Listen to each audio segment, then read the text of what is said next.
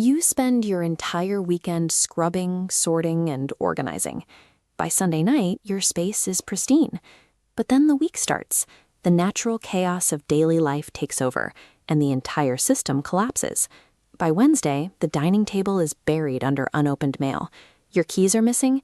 The jacket you wore yesterday is thrown over the back of a chair. This happens because standard cleaning strategies rely on a depleting resource, your willpower. As the week grinds on, your energy drops and your capacity to manually maintain order disappears. This diagram shows exactly how your body reacts to that clutter. On the left, we see ambient visual noise increasing. On the right, the line graph tracks your cortisol levels spiking in direct response. Your brain interprets a messy room as a persistent subconscious threat. Persistent exhaustion in your own home points to a breakdown in environmental design rather than a lack of personal effort. Now, look at spaces maintained by highly organized people. They feel entirely effortless. The people living here actually spend a fraction of the time cleaning compared to everyone else. They don't use brute force or weekend binges. They build frictionless systems that manage the inventory for them. This flowchart visualizes the core concept of spatial flow. Notice how these raw, chaotic inputs hit the filter and immediately organize into perfectly aligned, parallel data streams. The environment does the sorting, not the person. Shifting the burden from human effort to intelligent system architecture transforms your home from a source of friction into an engine of ease. To build this architecture, we start by targeting passive friction. This is the ambient visual noise that exists in a room before anyone even moves. The biggest offender is exposed infrastructure. We call this the cord law. Human eyes naturally snag on tangled wires, cables, and power strips, registering them as low-grade chaos. You solve this by routing and concealing every cord behind furniture or inside dedicated cable boxes. The baseline visual stress of the room drops to zero immediately. Once the baseline is clear, we move to the entryway to solve morning friction. This is where the panic of the morning rush collides with lost keys, wallets, and sunglasses. Look at this isometric floor plan. Instead of this jagged red pathway where a person scatters items across the house, we create a drop zone command center.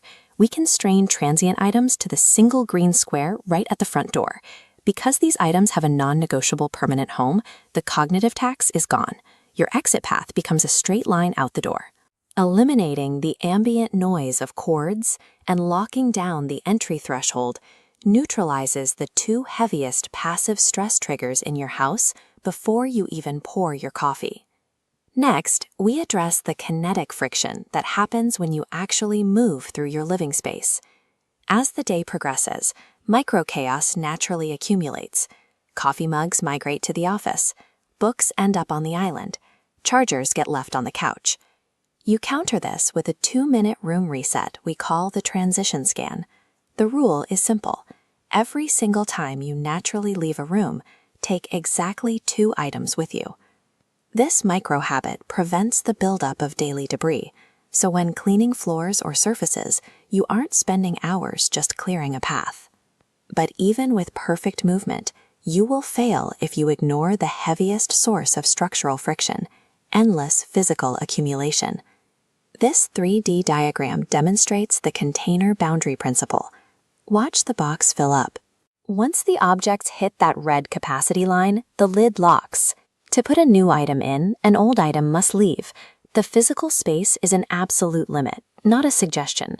When physical architecture dictates what you own, you stop clutter before it ever crosses your threshold. Clear the baseline visual noise, secure your entryway, hack your daily transitions, and enforce hard container boundaries. When you run these 4 systems simultaneously, the psychological burden of maintenance vanishes. You are no longer fighting your environment.